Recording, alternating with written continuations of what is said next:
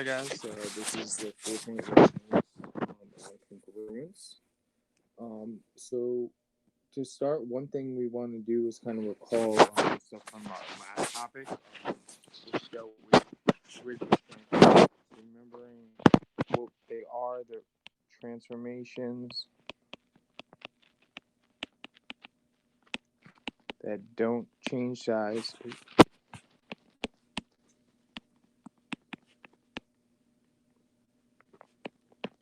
Or shape of a geometric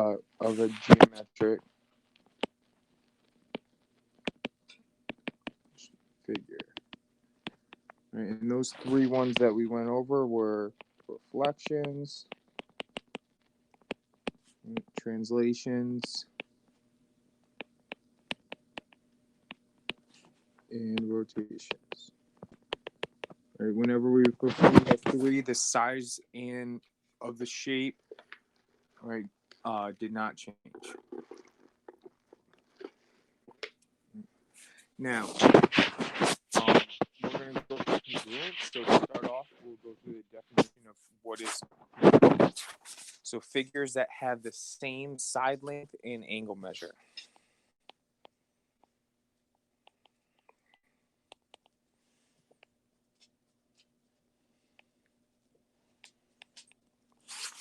Okay. So,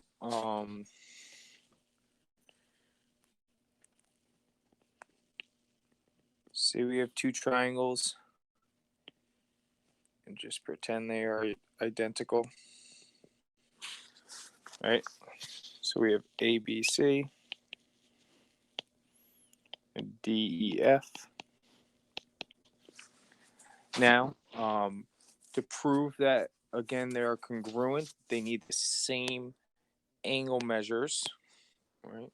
So if angle A, right, has to be the same angle measure as D, right?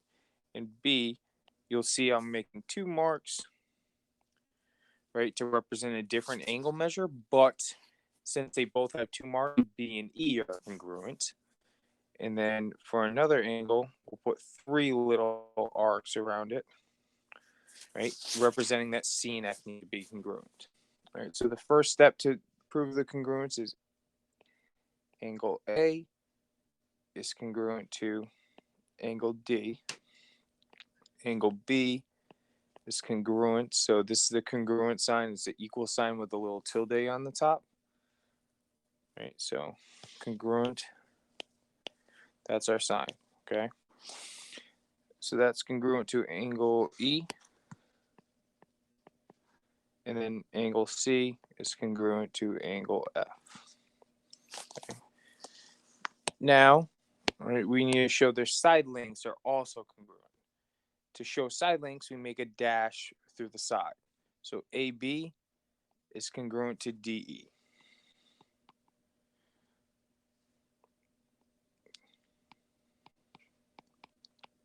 And the two letters have a line on top because it shows their segments. All right. Then BC is congruent to EF.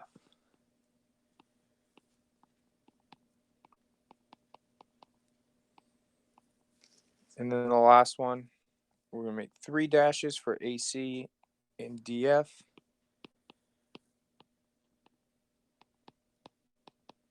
Right, and those dashes tell us congruent.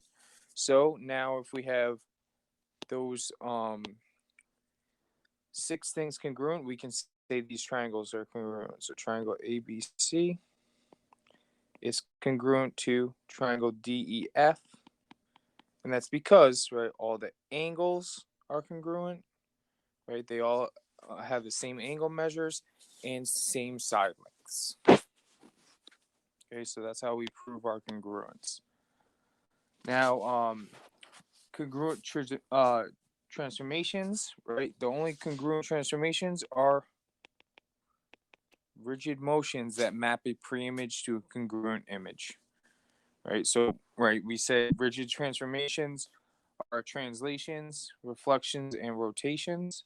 So, right, it can be any three of those: translation, right? We know translation is a slide. So say there's a triangle here, we can let it go down and to the right, right? Translation is, we kind of call a slide. And then a reflection is mirroring an image over a line of reflection. So we have a triangle here and we have a line of reflection here,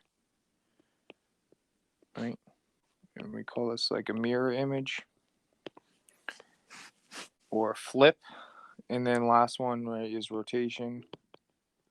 And that's like a spin, right, or a turn.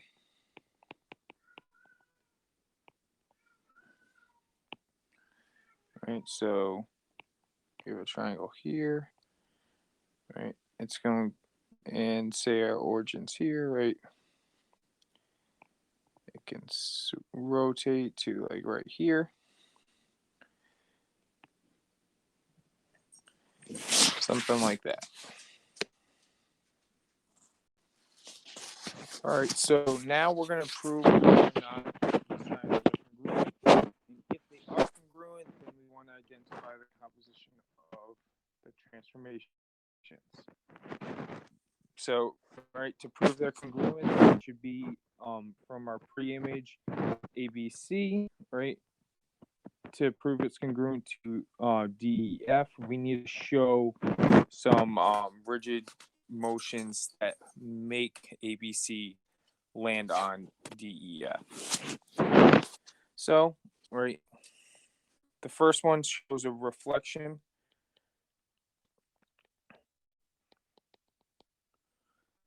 over x equals -1 line, right? So it reflects over, and then we have a translation,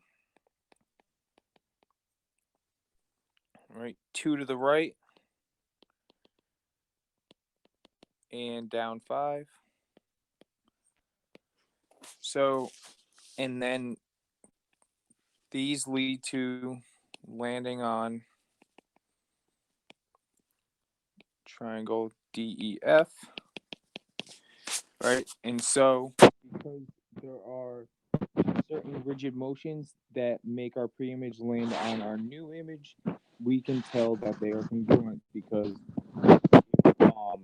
rigid motions moves one shape to another shape, right? That means they kept the same size. That means they kept the same side lengths and angle measures, right? So, yes, triangle ABC congruent to triangle DEF because it is a composition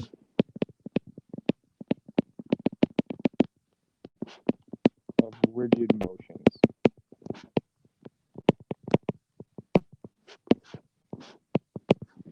Right?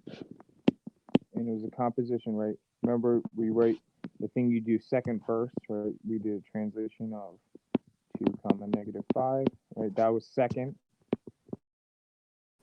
right? After the composition you did first, which was the reflection over the x equals -1 line.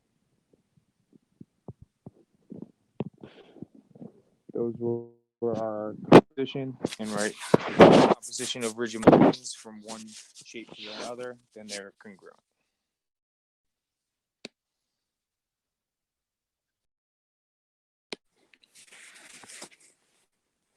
Okay, so let's look at this one. It says, is XYZ congruent to ABC?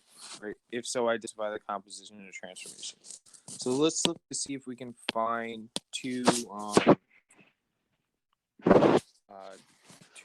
types of rigid motions that will get XYZ landing on ABC. Right, so we could first kind of flip it. Right. Let's look at Z and C.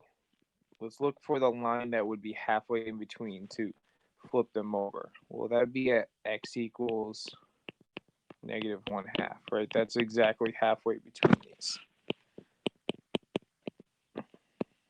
So, right, if we first reflect it over that, right, Z prime would move here, right? x prime would move here, and y prime would move here. Right. So we did a reflection over the x equals -1/2 line. Right. Now, how can we flip just our y prime to get onto our b prime? Well, we can make another line of reflection. Right. If we don't want to move x prime and z prime, right? They need to stay at a and c. So we only want to flip the y prime to get to b, right? And that would be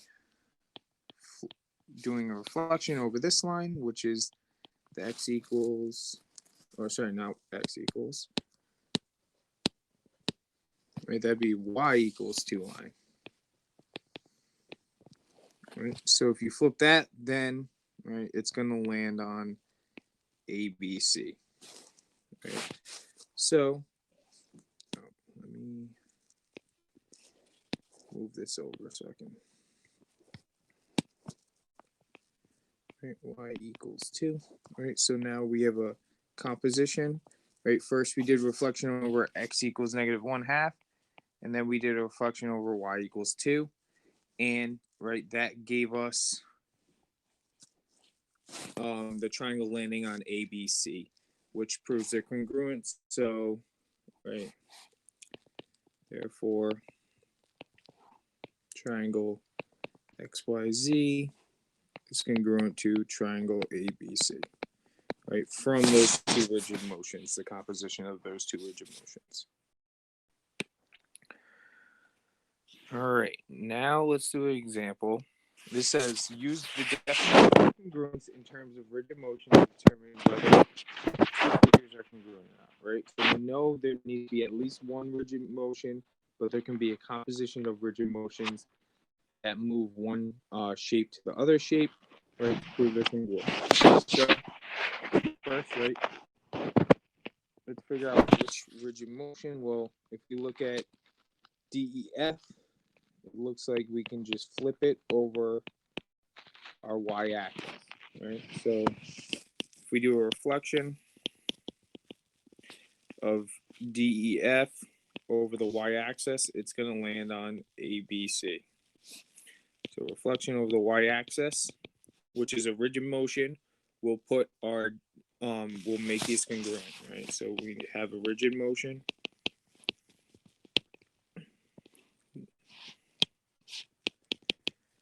Right? So triangle DEF is congruent to triangle ABC.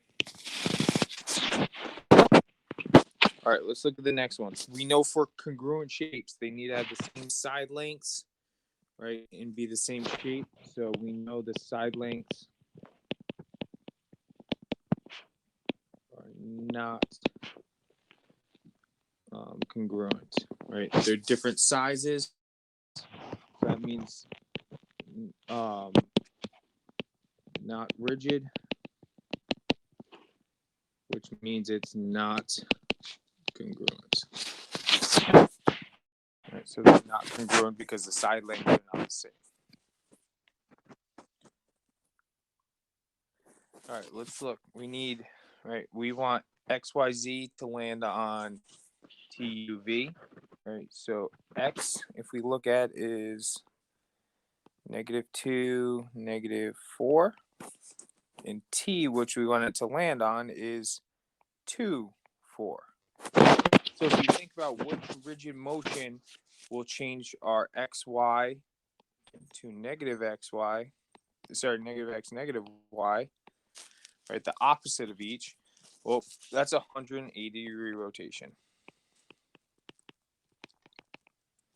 Right, and you can check Y and Z, right, but they should land on the same exact spots doing the 180-degree rotation, which tells us there is a rigid motion that maps the first triangle to the second. So triangle XYZ is congruent to triangle TUV.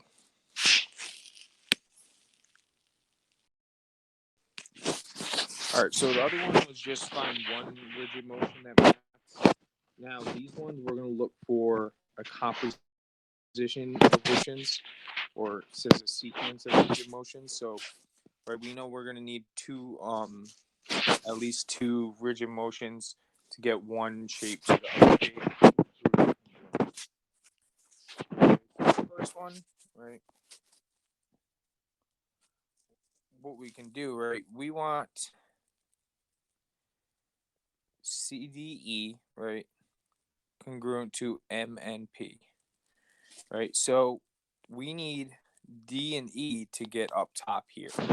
So one way to do that is to reflect over the x-axis. So reflection,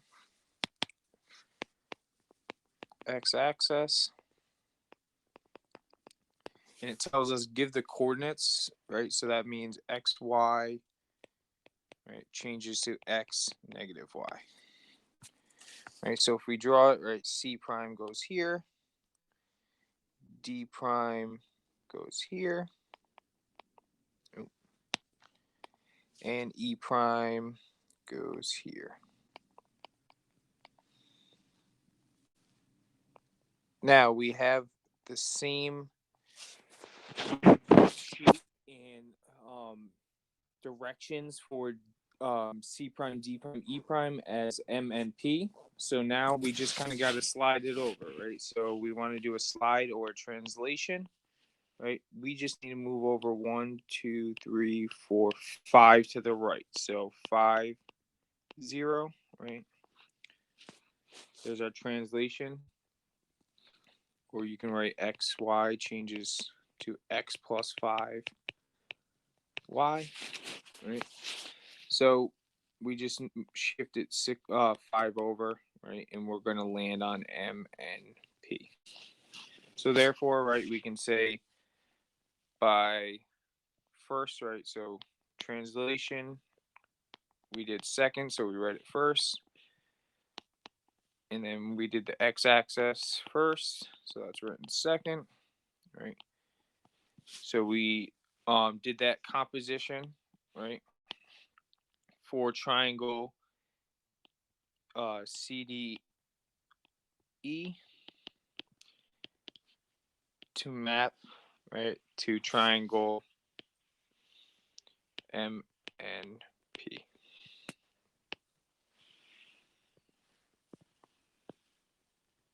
Okay. All right. So what I want you to do is kind of try 5 and 6 on your own, and then I'll show you guys the solutions and kind of go through them. So try these 5 and 6 on your own. I'll have you pause it now, and then we'll go through the solutions.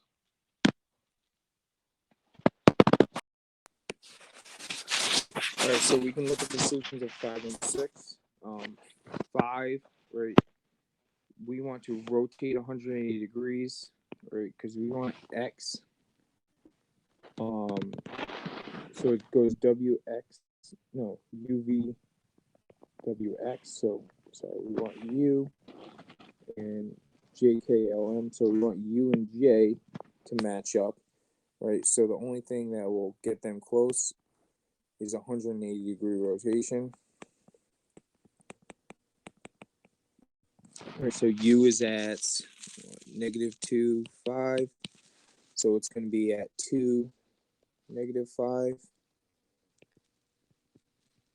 Right, this is where U prime. And then, right, we need to go to the left one and up one. So that's where we get our translation of to the left one, up one. Okay, and then you write your solution like this. Right, remember rotations are the lowercase r, right, and it's around the origin. That's why it says 180 degrees, comma O for origin. And 6, right, 6, we want to kind of flip our things.